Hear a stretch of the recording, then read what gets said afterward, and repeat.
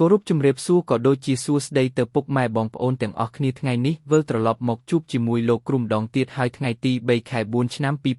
2026 ថ្ងៃនេះលោកគ្រូបាននាំយកនៅតម្រុយជើងលេខល្អៗមកចែកជូនបងប្អូនយើងលេងកម្សាន្តទៀតហើយដូចទម្លាប់រាល់ដងមុននឹងចូលទៅកាន់តម្រុយលោកគ្រូក៏សូមឲ្យពុកម៉ែបងប្អូនទាំងអស់គ្នាជួយចុចមេដៃវីដេអូលោកគ្រូនិងចុចជា Subscribe រួចបើកសញ្ញាកណ្ដឹងដើម្បីទទួលបានតម្រុយលេខមុនគេតោះបងប្អូនកុំឲ្យខាតពេលវេលាយូរយើងចូលទៅកាន់តម្រុយទាំងអស់គ្នា